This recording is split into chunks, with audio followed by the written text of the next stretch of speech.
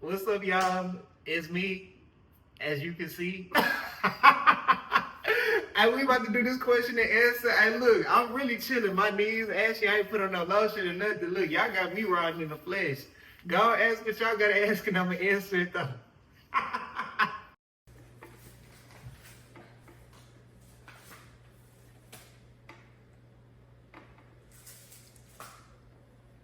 Boo, is it a reason that you staring at me like that? Hey, matter of fact, and why you being so nosy? Why you ain't subscribed to my page yet?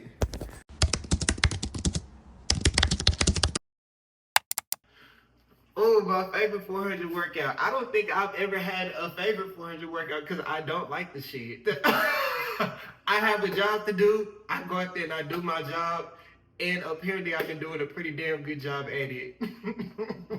But my favorite one is none of them. But my favorite one would be the one that don't go anywhere close to 400 meters. Why did I choose Texas A&M? Wow, that's a good question. So I really only had like 3 offers coming out of high school. I had 3 contending offers coming out of high school. One was from the University of Houston, one was from the University of Iowa, and the other one was from Texas A&M. And the staff at each school was great. I'm not gonna lie. At all 3 schools, they really got some very good coaches, and they got some real good athletes as well. Of course, first, I mean, the first one that I looked at was University of Houston. And like I said, they had real good coaches at the time. Coach Carl Lewis and Leroy Burrell. The sprint team was going crazy at the time. The only thing that really turned me off on them was I was going to be the one of 2 400 runners in the program, and the other 400 runner that was going to be there was, I believe, his senior. So at that point in time, once he left, I was going to be the only one unless they recruited someone else. So that was kind of out the question at that point. Iowa, another school with some really good coaches. They actually have some extremely good coaches. And they always got like a fleet of 400 runners that actually always does pretty well.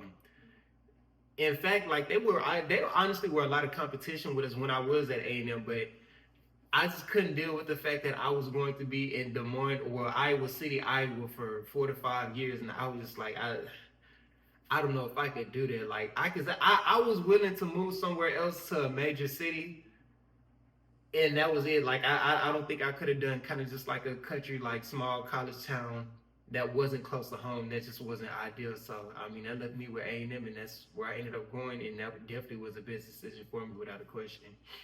When I was in high school, did I imagine traveling the world? 100%. That was always a goal. No matter if I was in track, in a corporate job, or what, I always dreamed of having some type of job where I would be able to travel, get to see the world, get to meet different people and different cultures. So yes, I always imagined it. I just didn't know how I was gonna get it to happen. I didn't know how I was gonna make it happen. Um, and it's really crazy because I mean, track took me there. Like I never imagined track would take me there. Like I said, I knew it was going to happen. I knew I wanted to do it. I just never imagined track would be the avenue to get me there and take me there. But I'm definitely thankful that happened for sure. But no, it was gonna happen one way or another. I don't know when or how, but it would. It definitely was gonna happen. Oh, my diet. So I have a nutritionist that I work with on a year-to-year basis, and she kind of determines my diet at the beginning of every year. Well, I wouldn't say at the beginning of every year. Once I get all of my blood work and other tests to her, then she makes a diet plan from there. She talks with my coach, asks my coach what we're doing for the year as far as like our workouts Monday through Friday. She gets that information, kind of does her calculations, and makes a diet plan for me from there. And I really don't even like using the word diet. When I think diet, I think of like food restriction, or I can't eat this and I can't eat that.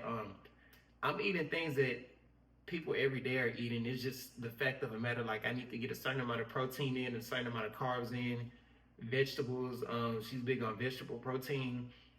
Making sure I'm taking my supplements. If I need supplements based on the vitamin deficiencies I may have or other health deficiencies I may have.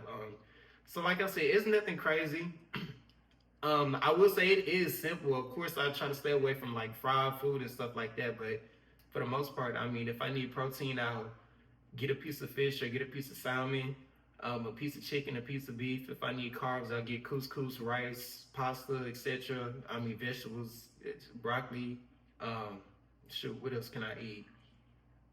cauliflower, anything, Brussels sprouts. I mean, to dress it up. And thankfully, I have someone to do my meal prep on a week-to-week basis, which makes that process a lot easier.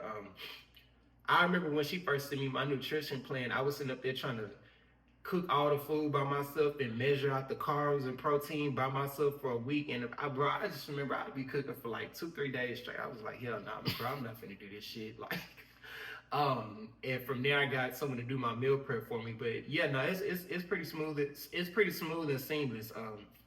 Like I said, nothing crazy, nothing restrictive. Just I need to get in certain things in throughout the day. Am I still lifting weights? Yes, I lift weights during the off season, Monday, Wednesday, and Friday. During the season, it changes to 2 days out the week. That could be Monday, Wednesday, or Tuesdays and Thursdays, depending on when I have a track meet. But yeah, no, weightlifting is very much so part of our program right now. The current status of my plant growth. That's crazy. Somebody asked me that. My plant, I don't honestly. Hey, look. That hoe was kind of shaky at first when I first got it. Look, I got my plant right before I went on like all of my vacations. I got it like 3 days before I left for vacation. I don't know why I did that, but I did. I'm glad I did it though, because that was the last plant that they had of that specific plant in the shop. So I got it, I watered it, and I was like, hey mom, I'm at my mama's house right now. She was like, well, I asked her, I was like, hey mom, like, can you take care of my plant and water her while I'm gone? And she was like, yeah, I got it. I came back and all the leaves on my damn plant was gone. I say, damn girl, what the hell? I say, what the hell? Like, hey, but look, it wasn't dead. Thank God. I gave it a little tender loving care. I got the water in it. I was like, okay, do it need sunlight? I changed position. And within 2 weeks, it started growing leaves again. And it actually bloomed 2 roses. Like, it's called a desert rose. It bloomed 2 roses like within the next 3 weeks after I had got home, which is crazy. But both them roses that fell off, I don't know if that's just cause like it was time for them to fall off, or like it's about to be winter time, and you know, like I don't know. We finna see, but I think it's doing okay. I hope it's doing okay. It better be doing okay, cause hey, that plant was too expensive. That plant was too expensive, bro. That plant was too expensive. My favorite place to go compete. Ooh, I would say crowd-wise, London for sure. Every time I have been to London, like the stadium is like packed out. Like I'm talking about like them that look like a world championships or like an Olympic meet. And the meet that they have in London is actually in the old Olympic Stadium, and that whole meet be packed the fuck out, like packed out for real. So London, as far as the crowd, as far as just like beauty of a place, I would say Switzerland for sure. Switzerland is extremely pretty, and I would say as far as having fun, I've had the most fun traveling to track meets in Italy, for sure. I've been to a whole bunch of places in Italy. Italy for sure is my favorite place to go, for sure. Whether that's Rome or Milan or whatever. Out of all the countries I visited, which one would I move to?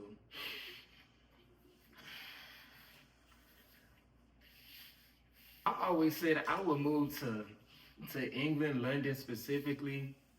I don't know if I would. If I was to move to London, I don't know if it would be permanent, long term, or if it would just be kind of like in and out. London is definitely a cool city. It give me like New York vibes with a completely different culture, but on the same end, like if it's not like the middle of the summertime, like it is cloudy, gloomy, and raining all the time, and I do not like that at all. But that'll probably be the closest city that I would get to moving to. Life after the Olympics. I hate to say this, but life after the Olympics be hectic. I'm not gonna lie. And sometimes I really just be wanting to turn my phone off and just not talk to nobody. It'd be so many people calling, asking, hey, can you come over here and speak with these people? Can you come do this? Can you come do that? People inviting you places. I mean, sometimes it's cool, but it also can get extremely overwhelming. Also, you know, people come out the woodworks and be wanting to have full sit-down conversation with you. That ain't never fun, because it's like, where in the hell you done came from? How has being from Houston in specific impacted my journey? Damn, that's a good question. I think it just gives me a sense of, an extremely strong sense of who I am, what I'm representing, who's supporting me, what my background is, all of that. Especially seeing the other people from Houston come out and make it as well. It's like, okay, this person made it out, this person made it, this person doing their thing, and they all in the front stage. It's like, damn, like, they give me motivation to do what I want to do and do it even better than I'm already doing, and put on for my city just like these other people are. So I think it just gives me a whole lot of a lot of motivation and confidence of where I come from and who I am and what I represent on a day-to-day basis. Even just having interviews or talking to people, I'll have an interview or I'll talk to people and they be like, where you from? You sound country, you from the South? And I mean, the first thing I tell them is, shit, I'm from Houston, Texas, like, shit, and that is what it is. Like, I'm very proud of where I come from. I think that's the main thing that I've gotten being from Houston that has pushed me along my journey for sure. In 5 years, but I'll be 32. I'm 100% sure I'll still be running. And I'll have a lot more money than I do now. I know those two things for certain. What else? What else in my life could be going on within 5 years? Who knows? I have no idea. But we gonna get there to wherever it's going, to whatever it's gonna be. Whatever it's gonna be, we gonna get there. I'ma still be running. I'ma have buku bread. This whole social media thing has definitely been a journey for me. I was actually just telling someone earlier today. Y'all actually gonna see it on my blog, which is crazy. I was talking to Big Sporting Goods earlier today, and it was asking me how much of a factor self-promotion is within track and other Olympic sports. And I was telling them it's damn near everything, because like we don't get the promotion or TV time that other major sports and major leagues do. And I was telling them when I graduated from Texas A&M, I think I had like 4 or 5 pictures on my account in total, and that was like from the time I got to that beach to the time I graduated. So it was like the fact that it has grown the way it has now with the people I have around me and kind of pushing me to do it, because I definitely wouldn't have done this on my own by any stretch of the meaning. It's for sure been a journey. Even doing this vlog stuff right now, like I never would have imagined I would be doing like vlogs or like recording the way I am or attempting to take pictures or post or get content the way I am right now at all. I think a lot of it was like, okay, I need to wait for the right time, or I need to wait till this and this is in order. I don't like the way this is happening right now, or I don't like the way my fit look right now. I ain't gonna post nothing. Just a whole lot of stuff. And even being like, if I record in public, people gonna be talking about me and worried about me or saying this and that about me. And as I started doing it and as I started to pick it up, I started realizing, for one, when you record in public, I mean, you may have a couple people here and there who may say something or laugh, but I mean, for the most part, people got their own thing going on. They do not give a damn about what you're doing at all. They probably just gonna see your phone in your hand and you talking to your phone. They probably gonna look at you and keep going about their business. There's been a couple instances where I was like, nah, I don't want to record this. This is not the right time. And then I was like, bro, like, you can't do this about every situation that you don't feel confident about. Like, you're gonna miss out on a whole bunch of opportunities or a whole bunch of good content to catch with this type of mindset. And sometimes I then push through after I've had that initial thought, and it then turned into like, damn, I'm actually glad I caught this on camera. So I say all of that to say, like, and it's very cliche, like, people always say, like, I mean, there's no such thing as starting at the right time. Like, you just gotta do that shit, bro, or else you just gonna be like constantly ruminating, like, I'm gonna wait till this and this is in order. Like, sometimes you gotta say fuck it and pick it up and do it. Like, I mean, like I said at the beginning of this video, like my knees ashy. I got on a busted ass fit and I'm sitting up here recording this video, but shit, the show must go on. Like, we gotta get this shit done. Like, we have to get shit done. And I'm honestly glad I started doing this, because it has carried into other areas of my life as well that I was procrastinating and ruminating on and being like, oh, I'm gonna wait till X, Y, Z is in order. Like, so much of your life will pass you by if you constantly thinking like that. So much of your life. And like I said, sometimes you just gotta say fuck it and do the shit. Even if it's terrible, someone gonna tune in. And even if they not tuning in, it's not like if you stay consistent, like people not gonna continually tune in. Like it is going to grow. Like everything is going to work out, and you can figure the shit out along the way. You do not have to wait until everything's perfect. What you mean? How can you get to it? What does that even mean? Like, get to it. Get to it in what way? If you trying to touch on me, like what are you trying to? What are your intentions? I I mean, you can get to it by just looking at a picture. You can get to it by we can go get coffee together. We can get lunch, but like, what are your intentions with that question? How can we get to it? What you trying to get? Why are you trying to get it? I just want to reference all these questions. I don't know who was asking these questions. This is all my responses are out the dome. All my responses are out the dome. I just want to get a disclaimer. Greatest role model in sports. I don't really have a role model in sports. There are a lot of people who I take from, or like I admire certain parts of themselves or certain parts of their game, but ultimately, I would say with myself, I have the final decision in what I'm going to do, how I'm going to direct my career, my life, my ventures, etc. Like I said, I may pull from this person, like, okay, this person did this good, this person did that good, and I'll take everything and kind of like put my own spin on it or have my own perspective on it and make a decision from there. But as far as role model, there's no one I really look up to in the sports world. When I was younger, for sure, when I was kind of younger and more developing, and I would say that was Allen Iverson, just the way he was cold on the court and even just kind of shaking shit up in the NBA with how he was dressing or coming or just how big of a deal he was in pop culture. But back to my original answer, it's no role model I have right now outside of myself. That's crazy. A fan from the Philippines. Hey, you know what's crazy, bro? And this off topic. When I was in Brazil, so I had met a lot of people when I went on my solo trip to Brazil. And one of the friends who had, like, I made a friend, and I still talk to him like to this day. He's an English teacher. He speaks French. He speaks French originally, but he's an English teacher. He moved from Morocco to Rio. And he was like, he posted me on his story one day, and he said when his students from, I think, Lebanon or something like that knew who I was like, bro, that shit is absurd. But to go back to the question, how do you stay disciplined? I found that the easiest way to stay disciplined is to create a consistent routine, honestly.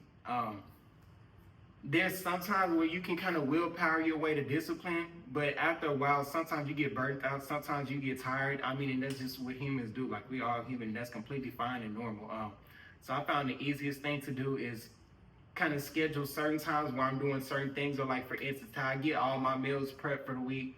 Therefore, I don't even have to think about what I'm eating, or I don't even really have the opportunity to make a bad decision about what I'm going to eat, because I mean, I have food in the fridge already pre-made.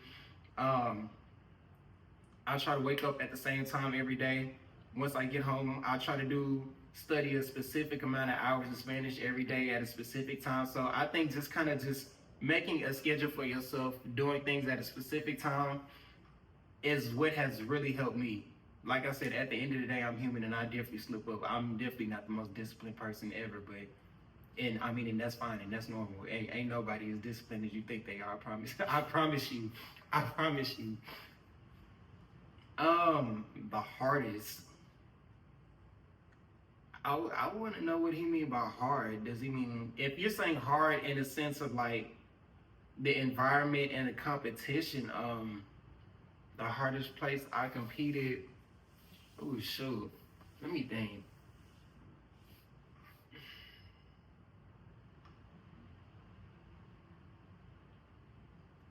We had a meet in Puerto Rico my very first year as a pro.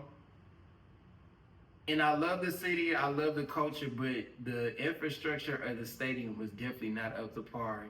We was warming up on concrete, like on the opposite side of the stadium, like right outside the stadium. It was no track for us to warm up on. Not that I can remember. If it was like a small runway or something like that.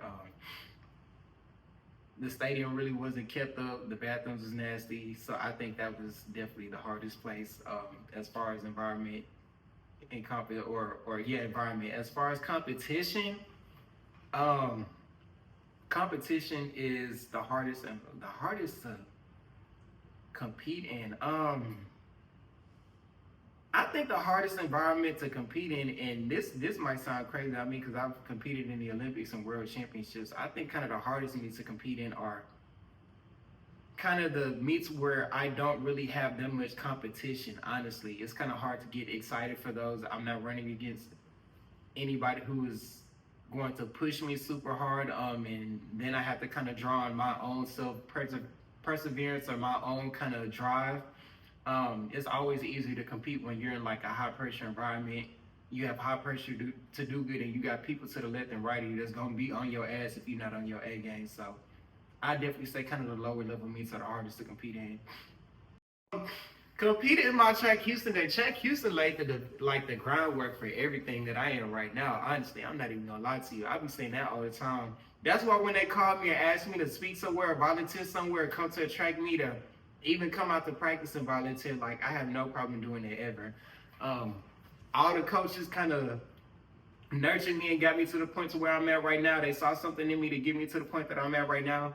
I made so many friends when I was with Track Houston. It's crazy. It was almost like a summer camp, but we was doing sports for the whole summer. Yeah, nah, Track Houston. I love running with Track Houston when I was younger. My favorite dessert is ice cream. I'm actually gonna get ice cream after we after we get up out of here. Hey, look, it's a spot called Tiny's Milk and Cookies in Riceville. Hey, that bitch go stupid, boy. On my soul, that hoe go stupid. Hey, and I get it every Wednesday. I try to eat dessert once or twice a week. And it's on Wednesdays and Saturdays if I get anything on Saturday. But I'm gonna go to Titans today. Am I single? I am single. I have been single for a long time. I'm single. I'm so single I ain't even got no one to text. That's how single. I'm single as hell.